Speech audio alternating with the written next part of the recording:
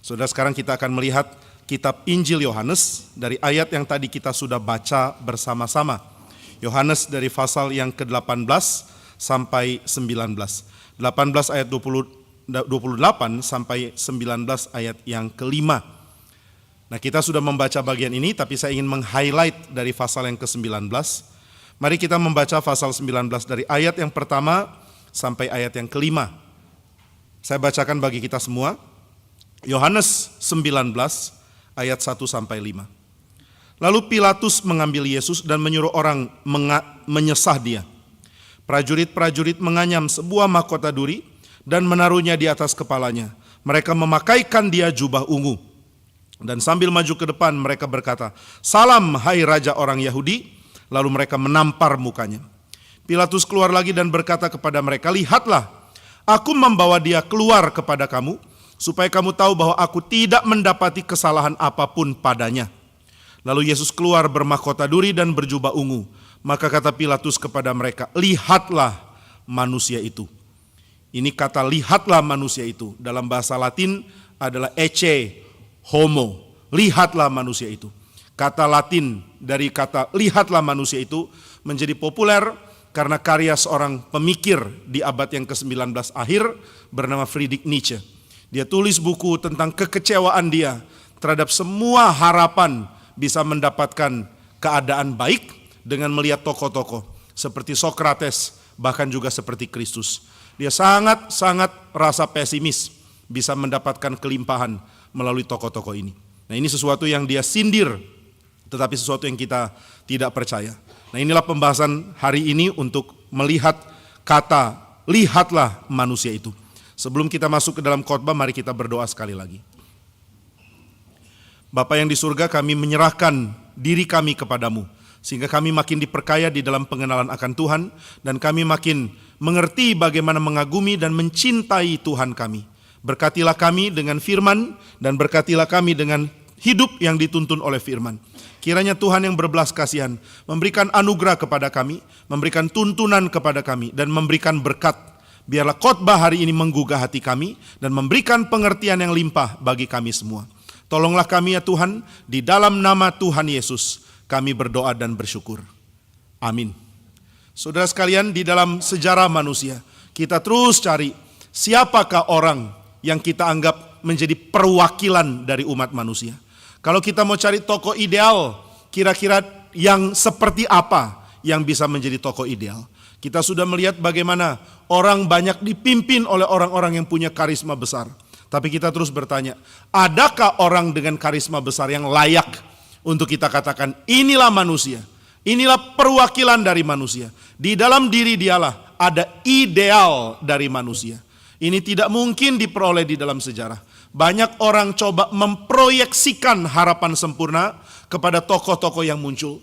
Kita menolak untuk lihat kelemahan mereka. Kita hanya ingin lihat sisi baik mereka. Tapi ini pun ternyata tidak bisa. Kita sulit melihat siapa bisa jadi perwakilan dari semua manusia. Tapi mungkin alasan kenapa kita tidak bisa melihat siapa manusia ideal adalah karena kita pun tidak mengerti apa itu idealisme untuk jadi manusia. Apa yang dianggap ideal untuk seorang manusia? Saudara, di dalam pembahasan Aristotle, dia mengatakan manusia sejati adalah manusia yang baik, yang berfungsi dengan benar, yang mempunyai kebaikan jiwa, yang mempunyai eudaimonia, atau dalam bahasa lafal Yunani, endaimonia. Kalau dia punya eudaimonia atau endaimonia, maka dia akan dianggap sebagai orang yang utuh. Manusia adalah manusia yang baik kalau dia mempunyai jiwa yang baik. Eudaimonia atau endaimonia. Nah, maka saudara sekalian, Aristotle sebenarnya membuka pembahasan bahwa kita mesti tetapkan dulu standar apa yang bikin kita tahu ada manusia yang baik. Standar apa yang bikin kita tahu bahwa inilah manusia yang ideal. Inilah yang kita bisa lihat dan kita terinspirasi untuk menjadi seperti orang itu. Adakah orang seperti ini? Tidak tahu. Tapi adakah standar sebelum kita mencari orang? Adakah ukuran yang benar sebelum kita mencari siapa orang yang layak untuk dijadikan contoh bagi semua manusia? Nah, saudara, di dalam pengaruh dari budaya Yunani banyak sekali berikan pengaruh kepada tradisi berpikir barat. Di dalam pengaruh dari budaya Yunani, manusia ideal digambarkan sebagai manusia yang mempunyai karakter agung, yang mempunyai kebajikan sejati, yang mempunyai figur tubuh yang baik, yang mempunyai keadaan indah. Jadi dia menggabungkan antara moralitas yang baik, kebajikan yang baik, dan juga keadaan di mana dia mempunyai keindahan. Nah, siapa manusia seperti ini? Banyak yang melihat para pemikir Yunani dan tradisi dari budaya Yunani mencoba untuk proyeksikan manusia yang sempurna kepada para dewa-dewa Yunani. The Greek gods adalah idealnya manusia. Dewa-dewa Yunani adalah kesempurnaan dari menjadi manusia. Nah, apakah ini benar? Apakah dewa-dewa Yunani yang kita coba lihat dan kita coba menjadi mirip seperti mereka? Banyak yang menyangkal, Sokrates tidak setuju, banyak pemikir-pemikir menentang karena mereka merasa dari sejarah cerita, dari sejarah mitos, bukan sejarah dewa ya, tapi sejarah mitos. Dari sejarah mitos yang ada, kita melihat keburukan. Dulu orang tulis mitos tentang dewa-dewa dengan cara yang buruk bukan main. Dewa saling bunuh, dewa saling tipu, dewa saling perkosa, dewa saling merampas. Apakah ini namanya baik? Kalau begitu ideal jadi manusia itu ada di mana? Nah, saudara sekalian, banyak orang tidak mau pikir pertanyaan ini. Karena mereka pikir sudahlah, menjadi manusia itu adalah menjadi manusia karena tempelan dari luar. Kalau saya pakai baju bagus, maka saya jadi manusia yang baik. Kalau saya punya uang banyak, maka saya menjadi manusia yang baik. Tapi baju bagus dan uang banyak tidak menjadikan engkau manusia yang baik. Itu hanya menjadikan engkau manusia yang perlu tempelan supaya kelihatan baik. Di dalam perkataan dari Paulus mengingatkan pentingnya orang melihat bagaimana dirinya dinilai di hadapan Tuhan. Dan waktu dirinya dinilai di hadapan Tuhan, dia tidak bisa membanggakan apapun karena pakaian yang dia pakai adalah pakaian yang berisi kecemaran. Baju yang dia pakai adalah baju yang cemar, sehingga dia memakai pakaian dengan kondisi cemar. Dia memakai pakaian menutup dirinya yang juga cemar. Jadi siapa yang bisa menentukan siapa ide, yang mana yang jadi idealisme, yang mana yang menjadi ideal untuk menjadi manusia? Ini susah sekali untuk dijawab. Nah, tapi saudara sekalian, tradisi Yahudi muncul dan memberikan cara berpikir yang beda sama sekali. Kita harus menghargai kitab suci, karena ketika kita membaca kitab suci lalu bandingkan dengan budaya dunia, kita akan menyadari kitab suci berbicara jauh lebih tajam dari budaya dunia. Tapi kita kurang mengerti berapa tajamnya kitab suci, karena kita juga kurang mengerti apa yang ditawarkan oleh dunia. Saudara, kalau kita tidak mengerti bagaimana kitab suci berinteraksi dengan dunia, bagaimana kitab suci memberikan koreksi, memberikan kritik, dan memberikan sudut pandang yang lain dari pikiran dunia. Kalau kita belum melihat ini, kita akan sulit menghargai kitab suci. Banyak orang melihat kitab suci dan mengatakan, wah ini buku kualitas rendah, kurang tinggi, kurang penting. Ada seorang bernama Thomas Paine, salah satu tokoh penting di dalam perkembangan hak asasi manusia. Tapi dia seorang agnostik. Dia mengatakan, saya sulit jadi Kristen kalau membaca Alkitab. Karena Alkitab adalah buku kualitas rendah. Dengan tulisan rendah, dengan cerita rendah, dan dengan segala dongeng. Saya tidak mungkin percaya berita dari kitab suci. Saudara, orang tidak lihat bagusnya kitab suci. Itu sayang sekali. Karena kalau kita mengerti bagaimana kitab suci dibandingkan, diinteraksikan dengan pikiran dunia, saudara akan melihat keunggulan yang sangat besar ditawarkan oleh kitab suci. Setelah orang Yunani mengatakan, ayo kita cari konsep ideal dari manusia, dari para dewa. Maka banyak pemikir bereaksi dengan mengatakan, coba lihat sejarah mitos kita sendiri. Coba lihat mitos-mitos yang ditulis di dalam sejarah oleh orang-orang penting, oleh orang-orang seperti Homer, Hesiod, atau orang-orang sebelum mereka. Bukankah cerita yang dibagikan tentang dewa-dewa adalah cerita buruk, cerita mengerikan, cerita yang menunjukkan bobroknya para dewa? Kenapa kita masih percaya? Kenapa kita masih mau dengar? Nah, maka orang-orang Yunani kehilangan idealisme karena di balik tubuh yang sempurna ada jiwa yang sangat-sangat negatif. Di balik tubuh yang sempurna dari para dewa Yunani ada gambaran buruk yang mirip setan dari para dewa ini. Nah, itu sebabnya di dalam sejarah manusia tidak ada budaya bisa memberikan solusi tentang kesempurnaan dari seorang manusia. Tapi mendadak muncul kitab suci dari orang Yahudi. Kitab suci orang Yahudi memberikan pengertian bahwa ide kesempurnaan manusia itu bukan merujuk kepada satu orang tertentu, tapi kembali ke penciptaan, yaitu ketika manusia pertama didesain oleh Tuhan sebelum dia dicemarkan oleh dosa. Inilah idealnya manusia. Wah, ini membuat orang menjadi sadar Bahwa kesempurnaan manusia bukan ada pada para dewa, tapi kesempurnaan manusia itu ada di dalam desainnya Tuhan. Bagaimana kita menilai kesempurnaan manusia? Kalau manusia itu klop dengan desain Tuhan. Bagaimana mengerti bahwa manusia itu berfungsi dengan sempurna? Kalau dia menjalankan fungsinya, klop dengan yang Tuhan sudah tetapkan. Nah, maka kitab suci di dalam perjanjian lama dengan sangat tepat mengatakan, pada mulanya Allah menciptakan. Lalu setelah Tuhan menciptakan langit, menciptakan bumi, mengisi langit, mengisi bumi, memberikan keteraturan di langit dan memberikan keteraturan di bumi. Setelah semua baik, Tuhan menciptakan manusia. Dan setelah Tuhan menjadikan manusia, sekarang manusia adalah gambar dan rupa Allah yang ada di dalam dunia. Inilah kesempurnaan jadi manusia. Manusia adalah gambar dan rupa Allah yang berfungsi di dalam rencana dan rancangan dari Sang Pencipta. Wah, saudara, ini membuka pikiran. Wah, ternyata sempurnanya manusia itu harus melibatkan Tuhan. Bukan manusia mirip dewa, tapi manusia dibuat dan campur tangan Tuhan begitu penting di dalam kehidupan manusia. Tidak ada pembahasan tentang penciptaan manusia seagung kitab Kejadian pasal yang pertama dan kedua. Manusia diciptakan sebagai mayat dari dewa. Ini kalau tradisi Mesir. Manusia diciptakan oleh Zeus karena Zeus tidak mau kerja, suruh manusia yang kerja. Ini kalau tradisi mitologi Yunani. Jadi kita tidak menemukan ada keadaan baik yang dimiliki oleh manusia di dalam versi-versi dari pembahasan mitos. Kalau begitu hanya kitab suci yang memberikan kelimpahan. Manusia itu indah, sempurna dan baik karena dia memang didesain begitu. Nah, ini memberikan satu keadaan bahwa sebenarnya semua manusia harusnya baik, harusnya sempurna, harusnya ideal. Kita tidak harus lihat satu orang lalu mengatakan, wah kamu ideal ya, saya mau seperti kamu. Kita tidak perlu lihat orang yang hebat lalu mengatakan, andai aku jadi seperti kamu. Karena semua manusia diciptakan berdasarkan panggilan, berdasarkan arah dari Tuhan, berdasarkan yang Tuhan mau. Dan semua manusia menjadi sempurna justru di dalam komunitas. Nah, ini perbedaan kitab suci dengan tradisi Yunani. Tradisi Yunani mau tunjuk mana manusia sempurna. Sedangkan tradisi Alkitab mengatakan semua sempurna jika ada dalam komunitas. Nah, inilah sesuatu yang melawan konsep dunia. Bagaimana mengetahui manusia ideal?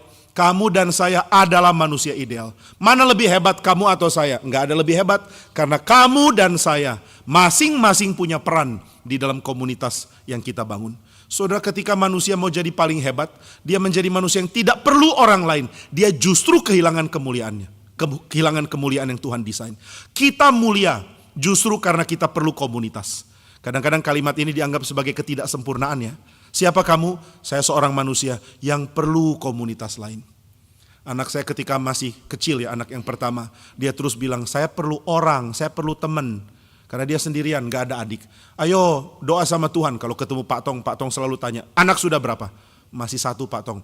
Doa, minta yang banyak. Lalu ketika ketemu anak saya, Pak Tong akan tanya, minta adik ya? Doa minta adik. Dan anak saya bilang, iya, dia doa. Dan dia memang mau teman. Saya gak bisa sendirian, saya perlu teman. Satu kali dia harus masuk rumah sakit dan dia bilang, saya gak cocok di sini, saya perlu teman.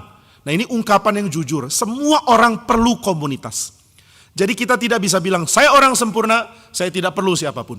Nah, akhirnya doa anak saya dikabulkan. Ada adik yang beda cukup jauh, beda 8 tahun. Nah, jadi sudah beda 8 tahun, tapi akhirnya Tuhan kabulkan. Setelah itu adik ini ternyata bertumbuh nakal. Maka dia mengatakan, nyesel saya doa. Jangan bilang nyesel ya, kamu harus terima baik dan buruknya adikmu. Nah, saudara, tidak ada orang bisa mengatakan, saya orang sempurna, karena saya tidak perlu siapapun. Itu konsep Yunani. Dewa-dewa begitu sempurna dan mereka punya kekuatan untuk hidup tanpa perlu yang lain. Tapi Alkitab mengatakan manusia itu sempurna. Bagaimana dia bisa sempurna? Karena dia akan klop di dalam komunitas. Tuhan mengatakan, Adam, kamu tidak baik seorang diri. Tidak baik seorang manusia itu seorang diri saja. Aku akan menjadikan penolong baginya yang sepadan dengan dia. Penolong bagi Adam. Kenapa Adam perlu penolong? Karena dia sempurna. Loh, sempurna kenapa perlu penolong? Karena dia sempurna di dalam desain komunitasnya Tuhan. Saudara dan saya adalah sempurna di dalam desain komunitasnya Tuhan. Berarti kita tidak bisa melihat ada konsep ideal, lalu kita mau mirip seperti yang ideal itu. Nggak bisa. Karena Tuhan tidak merancang kita untuk melihat ada satu superhero, lalu mengatakan ini superhero saya mau jadi seperti dia. Nah inilah rancangan Tuhan. Tapi Alkitab juga mengatakan manusia jatuh dalam dosa. Sehingga komunitas yang harusnya memberi wadah untuk kesempurnaan tiap orang menjadi rusak. Sekarang orang tidak bisa lagi jadi sempurna karena dia ada di dalam komunitas yang rusak. Dia dirusak oleh masyarakat dan dia sendiri pun merusak masyarakat. Banyak orang khawatir kalau anaknya anaknya dirusak oleh komunitas. Wah Pak, anak saya tempat sekolahnya nggak beres, banyak anak nakal. Saya takut kalau anak saya dirusak. Ada satu orang yang sekolahkan anaknya di salah satu sekolah Kristen yang sangat baik. Saya nggak usah sebut apa ya, dan saudara nggak usah tanya apa. Pokoknya rahasia. Dan saya nggak sebut juga. Nah saudara, anak ini datang di sekolah itu dan orang tuanya dapat laporan dari anaknya sendiri. Nah waktu orang tuanya ini bicara dengan satu orang petinggi dari yayasan dari sekolah itu, kami sedang ada sebuah retreat, petinggi yayasan sekolah itu duduk dekat saya. Waktu itu saya diundang untuk melayani dan berkhotbah. Waktu itu dia bicara, wah sekolah kami ini sangat bagus karena ada sistem kerangka berpikir Kristen. Kita sangat menekankan kekristenan. Saya bilang puji Tuhan untuk itu. Lalu datang orang tua murid ini yang juga ikut acara yang sama. Dia mengatakan, Pak enggak semua itu terwujud dengan sempurna loh. Lalu yang jadi pimpinan mengatakan, enggak lah terwujud dengan sempurna. Enggak Pak, anak saya mengatakan ada klub-klub bandel di situ. Enggak, kalau ada pasti sudah didisiplin. Enggak Pak, ada klub ngobat, ada klub pornografi, ada klub nyuri. Masa? Ada. Waduh, setelah itu orang ini jadi kaget. Kalau begitu sekolah ini harus dibereskan. Lalu saya tanya sama bapak itu, wah kamu enggak takut ya anakmu ada di konteks seperti itu? Dia justru jawab hal yang bagi saya mengagetkan. Saya justru takut sekolahnya diperburuk oleh anak saya. Waduh, anakmu separah apa ya? Anak saya nggak parah-parah amat, tapi saya tahu dia punya potensi merusak orang. Dia punya jiwa pengaruhi orang sangat besar. Jadi saya tidak terlalu khawatir lingkungan merusak dia, meskipun saya khawatir. Tapi saya justru jadi lebih khawatir kalau dia merusak lingkungannya. Nah kadang-kadang kita nggak pikir seperti ini. Anak kita itu malaikat yang tanpa cacat, infallible. Anakku wajahnya mirip malaikat loh. Kalau dilihat mirip lukisan dari Leonardo da Vinci, malaikatnya Leonardo. Anakku begitu tampan, begitu cantik, begitu sempurna, jiwanya begitu halus, suci bukan main. Jadi jangan sampai ada orang rusak anak saya. Oh tunggu dulu, jangan-jangan anakmu yang rusak orang lain. Ada satu orang mengatakan, saya nggak mau anak saya pacaran dengan dia. Nanti dia rusak sama orang itu. Waduh, saya bilang mungkin orang itu yang rusak sama anakmu. Memang setuju saya, nggak usah pacaran dengan orang ini. Nanti anakmu merusak dia. Nah kita nggak tahu bahwa anak kita itu perusak. Karena kita juga perusak. Jadi kalau saudara bilang, nak kenapa sih kamu mirip setan? Nanti anak bilang, hai papa. Jadi kita tahu sumber kesetanannya anak dari mana. Nah maka saudara sekalian, kita tidak boleh cuma pikir tentang komunitas sempurna, lalu manusia diletakkan di tengahnya dan manusia bisa berfungsi sempurna. Tidak bisa. Karena lingkungan sudah rusak. Dan kita berbagian untuk kerusakan yang terjadi di dalam lingkungan. Kalau begitu bagaimana bisa ada perbaikan? Nah ini yang penting untuk kita pahami. Tuhan akhirnya menyatakan akan ada satu orang manusia. Apakah ini manusia ideal yang dimaksud? Akan ada satu orang manusia yang akan jadi wakil bagi seluruh manusia.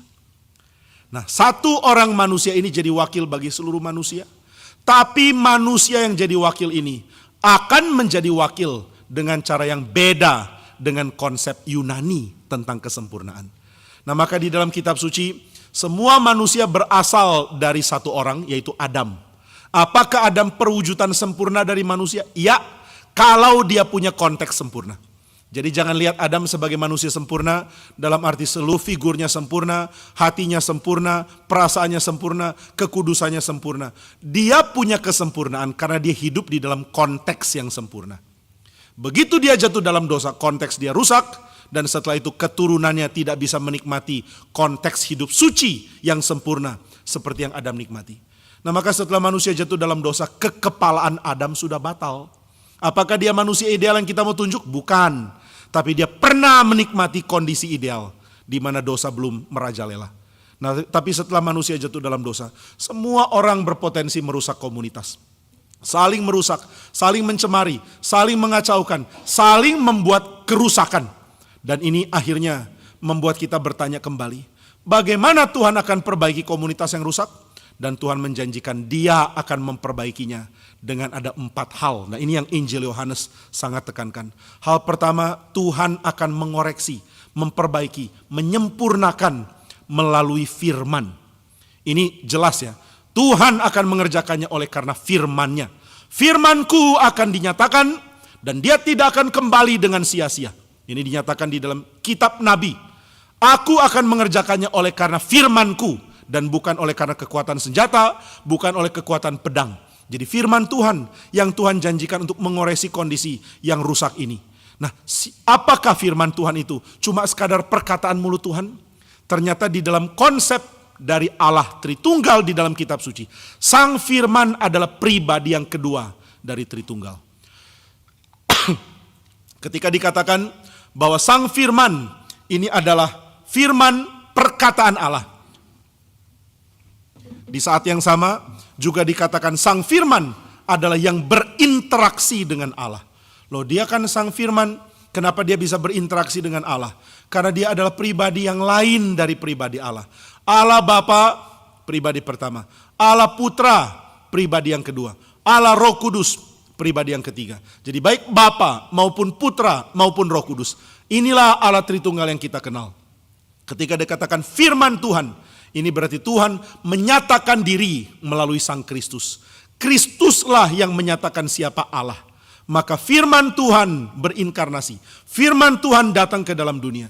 Inilah yang akan membuat orang mengenal Allah. Nah, jadi hal pertama yang akan Tuhan pakai untuk mengoreksi seluruh kekacauan yang terjadi adalah firman. Lalu hal kedua yang Tuhan pakai untuk mengoreksi adalah terang. Di dalam Kristus ada hidup dan hidup itu adalah terang manusia. Ini kalimat yang indah sekali dari awal dari Injil Yohanes. Di dalam Kristus ada hidup dan hidup itu adalah terang manusia. Maka Tuhan akan memperbaiki kondisi dengan memberikan terang. Terang Tuhan akan meniadakan gelap. Terang Tuhan akan menghancurkan kuasa kegelapan. Jadi Tuhan memberi terang untuk memperbaiki hidup kita. Lalu hal ketiga yang Tuhan pakai. Yang pertama adalah firman. Yang kedua adalah terang. Yang ketiga adalah roh atau air di dalam simbol dari Roh Kudus. Tuhan akan memakai Roh Kudus untuk mengoreksi kondisi dunia yang sudah rusak. Tuhan berfirman untuk mengoreksi. Tuhan memberi terang untuk mengoreksi. Dan Tuhan memberikan Roh Kudusnya untuk mengoreksi keadaan manusia yang sudah sangat rusak. Lalu hal keempat, Tuhan akan pakai umatnya untuk memperbaiki kondisi yang rusak. Maka dikatakan di dalam pendahuluan Injil Yohanes, ada seorang bernama Yohanes. Dia bukan terang itu, tapi dia harus bersaksi tentang terang itu, supaya siapa mendengar kesaksiannya menjadi percaya.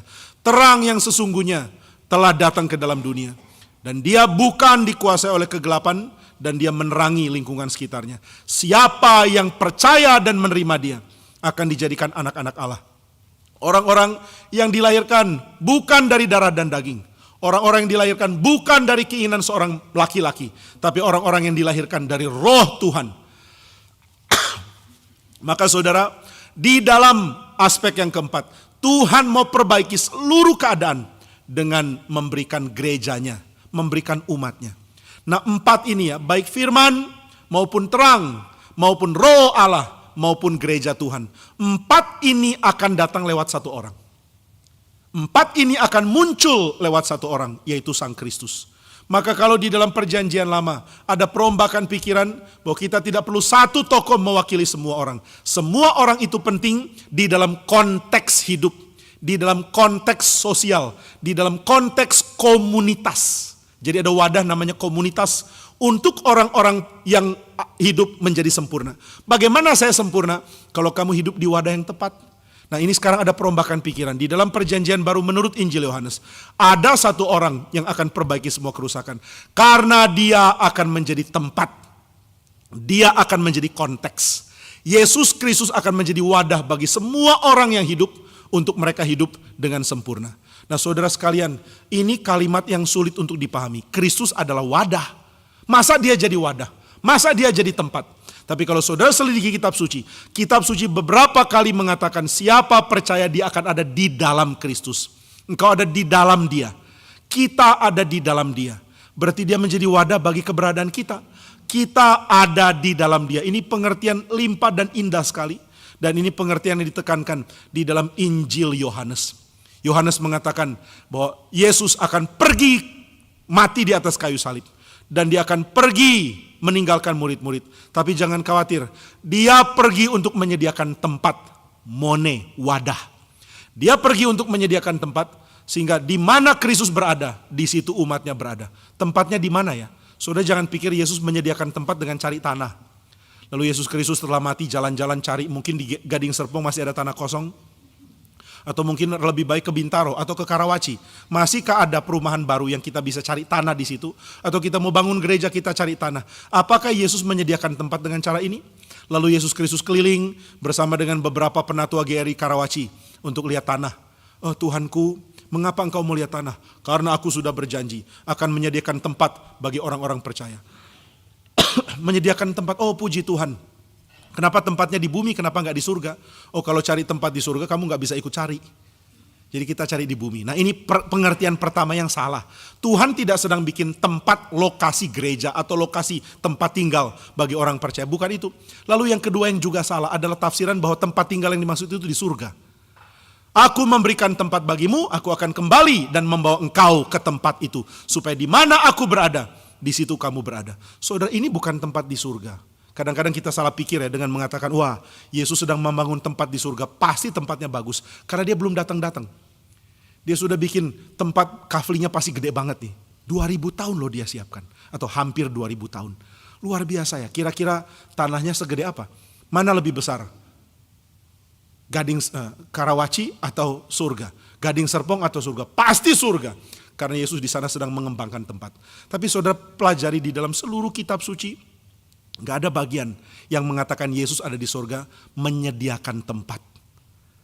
Yohanes bilang begitu, tapi itu kan salah tafsir. Saudara lihat dimanapun, bahkan di dalam kitab Wahyu, Yesus di surga bukan siapkan tempat.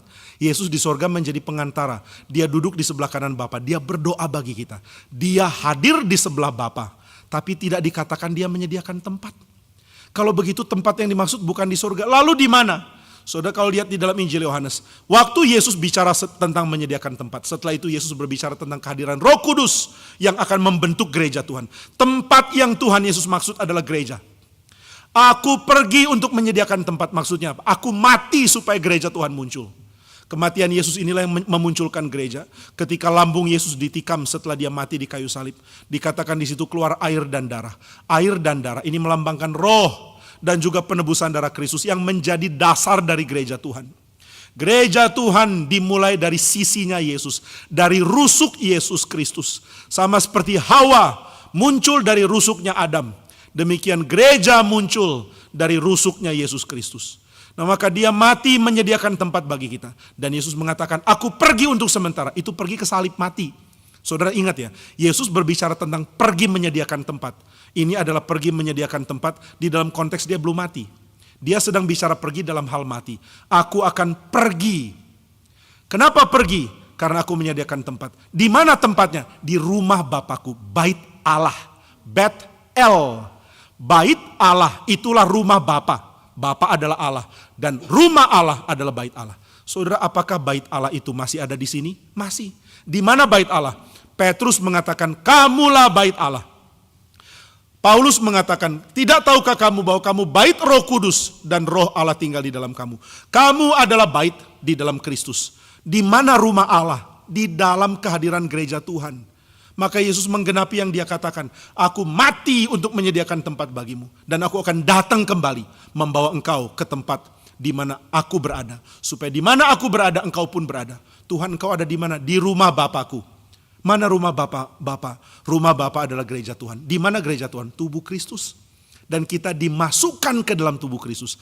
Tubuh Kristus atau kehadiran Kristus adalah wadah bagi orang-orang percaya tinggal di dalamnya.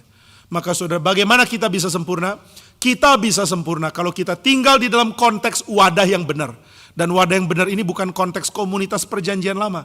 Tapi wadah yang benar adalah Kristus yang sudah mati dan yang sekarang bangkit bagi kita. Saudara dan saya dimasukkan ke dalam tubuh Kristus. Dan di dalam tubuh Kristus kita menjadi sempurna. Saudara kalau lihat badannya, saudara punya jempol, punya telunjuk, punya jari tengah, punya jari manis, punya kelingking. Semua ini baik kalau masih attach, masih nyambung sama tubuh saudara. Kalau suatu saat jempol saudara putus, akankah saudara menikmati jempol yang putus itu? Dengan sama seperti engkau menikmati jempol yang masih attach dengan tangan. Saudara lihat jempol, bagus ya jempol saya. Kukunya agak panjang, tapi udah gak bisa numbuh karena udah copot. Saudara gak akan tenang menghadapi bagian tubuh saudara terpotong. Kalau jempol saudara terpotong, saudara gak akan take it lightly. Kamu kenapa kemarin gak ke sekolah? Jempol copot. Hah? Kok bisa jempol copot? Beneran copot? Iya copot. Terus gimana? Ya biarinlah, saya sudah taruh di es, saya sudah taruh di lemari, masih saya bisa lihat kok. Masih bagus. Memang warnanya jadi agak biru sih, tapi masih bagus. Gak ada orang segila itu kan. Dia akan taruh di es lalu cepat-cepat ke rumah sakit mengatakan, tolong dijahit lagi, siapa tahu masih bisa satu. Siapa tahu masih bisa nyambung. Sudah satu kali saya pernah kena kayu yang tajam sekali, lalu kulit saya terbuka begini. Begitu saya ketakutan lihat kulit terbuka, teman saya mengatakan tutup lagi, taruh plaster supaya dia nyambung lagi. Saya bilang, mana bisa nyambung lagi? Bisa. Lalu tutup pakai plaster, ditempel lagi tutup. Sekarang hampir nggak ada bekas. Tanpa operasi plastik, gitu ya. Karena tubuh kita ternyata bisa menyatukan lagi bagian tubuhnya yang lepas di dalam waktu tertentu. Nah saudara, kalau jempol lepas, saudara akan bilang tolong disatukan lagi. Saudara gak akan nyaman dengan kondisi tubuh saudara terpenggal. Meskipun bagian yang kecil, saudara gak mungkin mengatakan jari 5 tuh kebanyakan loh, capek gunting kukunya. Kalau dipikir-pikir biasanya megang gak pakai kelingking loh. Jadi kelingking boleh ada boleh enggak lah. Kalau enggak saya capek loh, 5 tangan kanan, 5 tangan kiri. Kalau gunting itu harus 10 jari, aduh. Kalau boleh cuma 8 jari. Jadi saya mau potong 1 di tangan kanan, 1 di tangan kiri. Kelingking aja dipotong. Lalu saya pikir-pikir, kaki juga ada 5 jari. Setelah saya lihat-lihat, ternyata jari yang penting itu cuma 3 jari. Yaitu jempol, jari tengah, dan jari manis. Kaki sama gak sih namanya? Jari telunjuk. Gak mungkin kaki jari telunjuk ya. Mau tunjuk apa pakai jari itu? Ya sudah, kita kurangi 2 kaki kanan, 2 kaki kiri. Jari yang paling pinggir di kaki kita potong 2. Yang paling pinggir di kaki kanan kita potong 2. Jadi di kaki ada 3 jari kanan, 3 jari kiri. Cukup 6, gunting kuku lebih irit. Di tangan ada 8, cukup irit gunting kuku. Itu orang gila. Saudara gak peduli meskipun kelingking kayaknya jarang kepake, saudara kan hargai. Apalagi kalau saudara memutuskan mau main piano kelingking gak ada, itu repot sekali. Nah maka saudara, kita mencintai bagian tubuh kita. Kita menganggapnya bagus karena dia terlekat dengan tubuh kita. Bukan karena kita penggemar jempol. Itu sebabnya orang yang menyukai tubuh manusia yang terpenggal, itu orang mengalami gangguan di dalam kejiwaannya. Menyukai sesuatu di dalam kondisi terpenggal. Ketika saudara mengagumi kekasih saudara, mengatakan matamu bagus. Ini bukan berarti saudara minta mata dari kekasih. Kekasih saudara mengatakan, oh mau ya, bentar ya. Itu gila ya. Nah jadi saudara, tidak mungkin saudara menikmati bagian tubuh manusia kalau dia tidak dicangkokkan atau tidak satu dengan seluruh tubuh yang lain. Demikian orang Kristen. Orang Kristen itu akan menjijikkan kalau dia keluar dari Kristus. Karena dia bagaikan bagian tubuh yang terpotong. Kalau begitu dia harus di-engraft, harus dicangkokkan, harus dimasukkan, engrafted di dalam tubuh Kristus. Bagaimana dicangkokkan ke dalam tubuh Kristus? Yesus mengatakan itu pekerjaan roh. Jika Roh Kudus melahirbarukan kamu, engkau menjadi milik Kristus. Siapa yang sudah dilahirbarukan, dia akan menjadi bagian dari aku. Maka waktu Petrus bilang, jangan cuci kakiku Tuhan. Yesus mengatakan, jika aku tidak membasuh engkau, engkau tidak mungkin termasuk di dalam aku. Nah maka bagaimana bisa melihat kemanusiaan yang sejati? Kemanusiaan yang sejati adalah jika kita ada di tempat yang tepat, di tempat yang pas. Di situ kita merasa kemanusiaan kita dibuat utuh. Dan itu hanya mungkin di dalam Kristus. Nah maka ketika orang sibuk untuk melihat mana manusia ideal, mana manusia sempurna, mana manusia yang paling bisa diandalkan untuk menjadi inspirasi saya mau jadi seperti dia. Alkitab menyajikan ada satu orang manusia yang bukan menjadi ideal, tapi yang menjadi tempat, yang menjadi wadah untuk kita mendapatkan kesempurnaan kita. Dan dengan posisi dan panggilan menjadi wadah untuk tempat kita berada, dia harus mengalami kondisi yang sangat rendah dan buruk. Supaya dia menjadi tempat hidup bagi kita, dia mesti menyerahkan mulianya, dia mesti menyerahkan nyamannya, dia mesti menyerahkan keadaan baik yang dia miliki. Supaya dia menjadi wadah, menjadi tempat bagi kita yang diselamatkan untuk berdiam di dalam dia. Nah maka Kristus memulai sengsaranya di dalam kitab suci dengan menghadapi satu kondisi yang penting.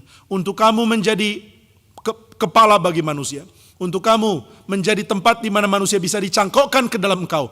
Engkau harus mengalami pengadilan Allah dulu. Maka Kristus harus mengalami pengadilan Allah. Kita sudah membahas bagaimana Allah menghakimi di dalam pertemuan-pertemuan yang lalu. Sekarang kita bahas bagaimana Allah menghakimi anaknya sendiri. Sang anak mesti dihakimi. Dan sang anak mesti ditemukan bersalah. Sang anak mesti dijatuhi hukuman. Dan sang anak mesti menjalani hukumannya. Nah itu sebabnya Sang Kristus sekarang sedang mengalami penghakiman. Dan penghakiman ini Tuhan wakilkan kepada dua tokoh penting. Pertama adalah Kayafas mewakili agama. Yang kedua adalah Pilatus mewakili penghakiman dari sebuah negara. Dua-dua adalah lembaga yang harusnya bisa menghakimi dengan adil. Tapi ketika Kristus dihadapkan kepada lembaga yang harusnya adil, Kristus diperlakukan tidak adil. Karena banyak orang yang melihat dia sudah menjadi begitu marah dan mau bunuh dia. Maka ketika Yesus tertangkap, semua provokator itu kumpul. Mereka tarik orang banyak-banyak. Ayo ikut demo. Mari kumpul di gedung pengadilan. Mari ancam mereka dengan kehadiran kita. Maka mulai ada korlap-korlap digerakkan. Mulai ada koordinator-koordinator demo digerakkan. Dan mulai ada nasi bungkus dibagikan. Ayo kita demo. Ayo pasukan-pasukan. Mari kita teriak. Mereka penuhi gedung pengadilan. Dan Yesus Kristus diadili di tengah-tengah massa. Maka Pak Stephen Tong menafsirkan dengan indah sekali. Dikatakan Kristus dihakimi dan dikalahkan oleh politik. Dikalahkan oleh agama. Dikalahkan oleh massa. Dikalahkan oleh keadaan di dalam langit dan alam. Dikalahkan oleh begitu banyak hal. Tapi ketika dia bangkit, dia menunjukkan dia menang atas segala hal yang tadinya seperti mengalahkan dia.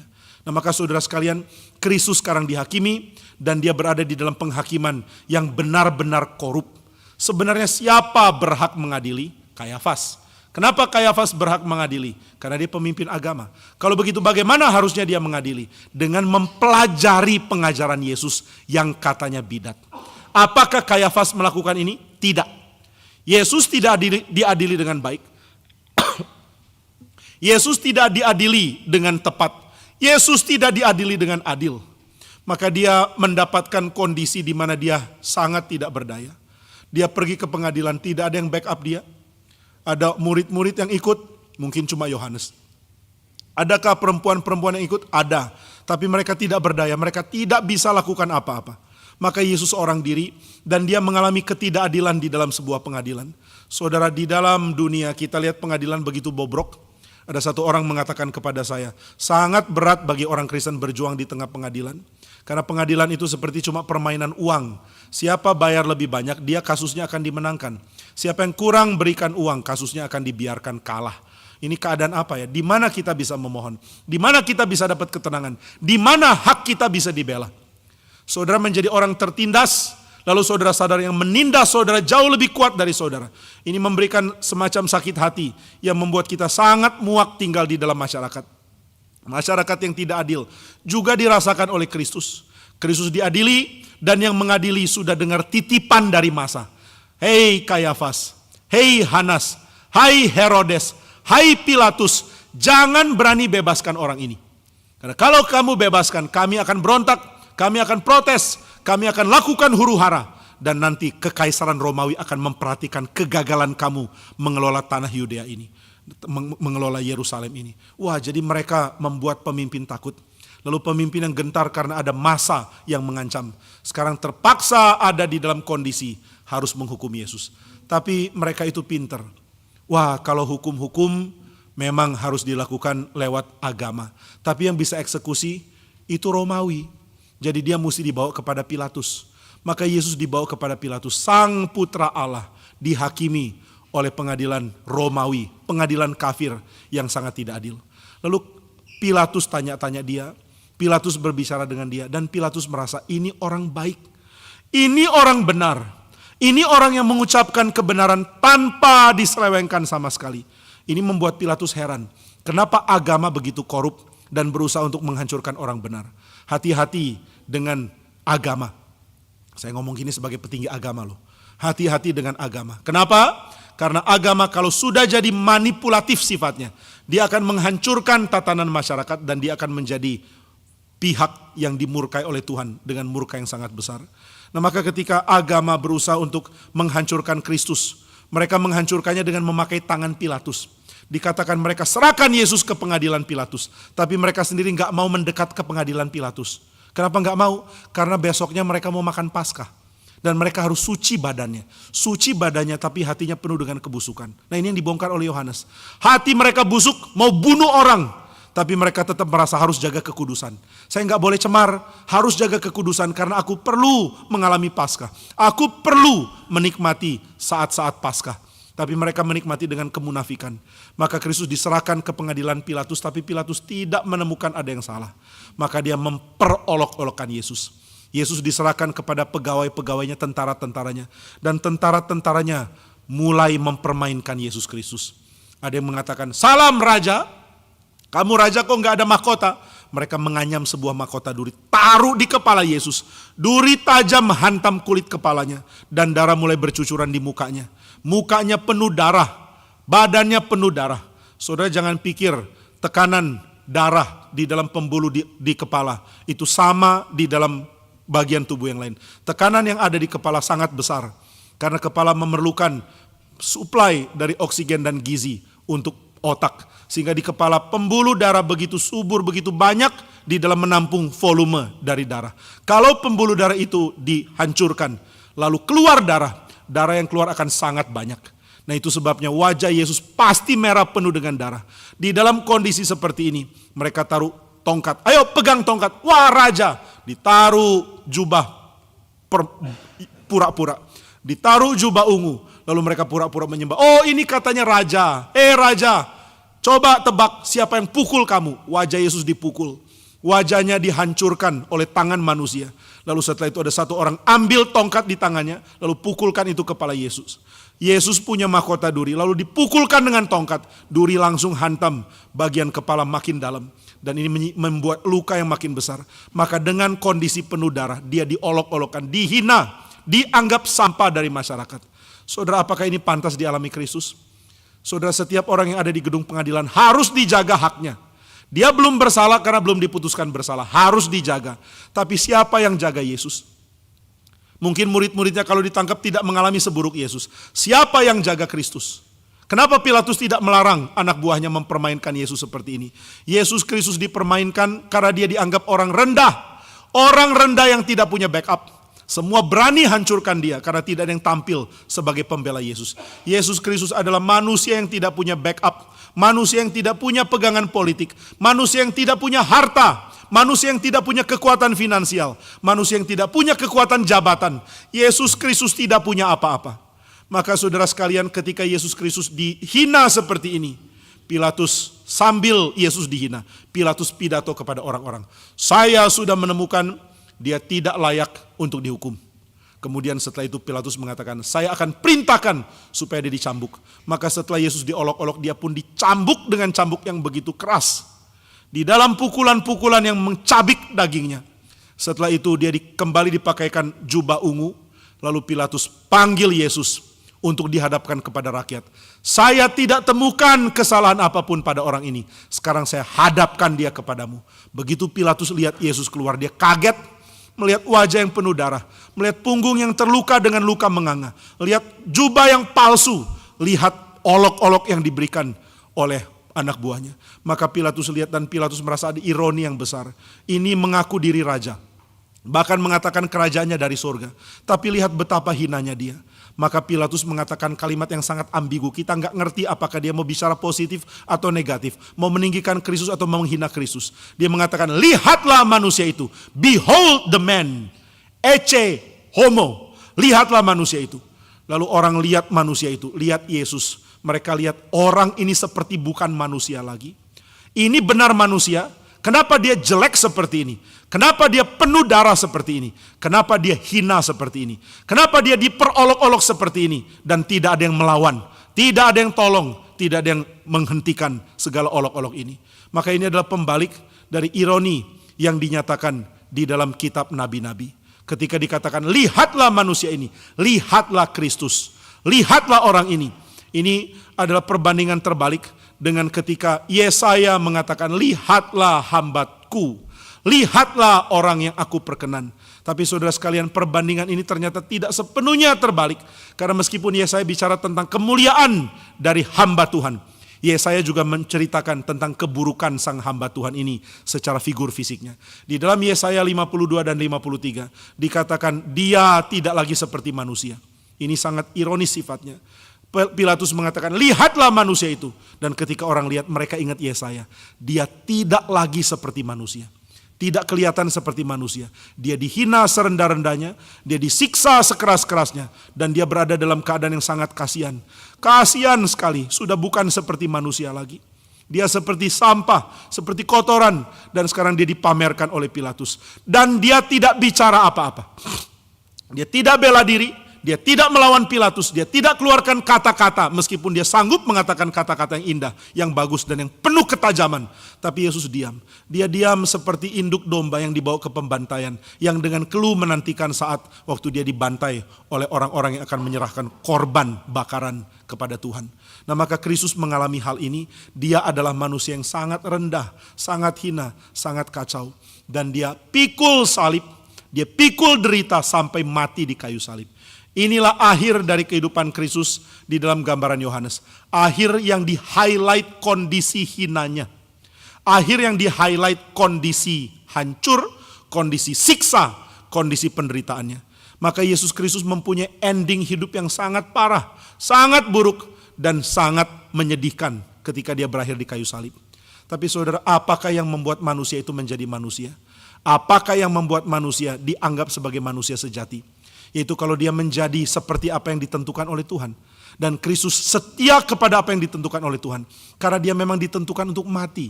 Dia ditentukan untuk menjadi korban. Dia ditentukan untuk menjadi wadah bagi orang percaya tinggal di dalam dia. Bagaimana cara dia menjadi wadah?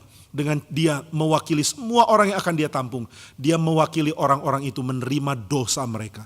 Maka Kristus mati di kayu salib. Karena dia justru mau menampung kita di dalam dia. Karena dia menjadi wadah bagi kita hidup, menjadi selamat di dalam dia, maka dia harus menyerahkan dirinya untuk menjadi penghapus dosa, menjadi korban bagi kita semua. Nah, maka saudara sekalian, setelah Kristus mati, baru kita sadar kemuliaan seorang manusia itu bukan karena dia sempurna dan ideal lalu kita bisa tunjuk. Kemuliaan manusia adalah ketika dia menyerahkan hidupnya untuk dipakai oleh Tuhan, dan Tuhan baru akan pakai dia setelah dia mengalami kematiannya. Yesus Kristus mengatakan, sebuah biji tetap biji sebelum dia ditanam. Begitu dia sudah ditanam di dalam tanah, barulah dia tumbuh, dan dari satu biji muncul begitu banyak benih. Kenapa bisa muncul begitu banyak benih? Karena ada satu biji yang ditanam dan mati. Jika aku tidak mati, maka pekerjaan Tuhan tidak akan berkembang. Jika aku mati, maka pekerjaan Tuhan akan menjadi sangat besar. Jadi Yesus Kristus harus mati. Dan setelah dia mati, barulah buah dari pekerjaannya bisa dilihat. Dampak dari kehidupan Kristus dialami setelah dia mati. Manusia mendapat berkat terbesar dari Kristus setelah Kristus mati. Nah, inilah yang kita bisa pelajari dari seruan, inilah manusia itu. Manusia apakah ini? Ini manusia yang menjadi wadah bagi manusia lain. Manusia yang menjadi berkat bagi manusia lain. Manusia yang menghabiskan hidupnya untuk terus memberkati orang sekeliling, memberkati orang yang sakit, memberkati orang miskin, memberkati orang lumpuh, memberkati orang buta, tuli, kusta, dan segala kelemahan lain. Dia hadir dan mengambil kelemahan mereka semua. Maka kehadiran Kristus memulihkan Israel. Tapi kepulihan Israel baru terjadi setelah Kristus mati. Saudara, banyak orang mau hidup di dalam cara yang glorious, mulia.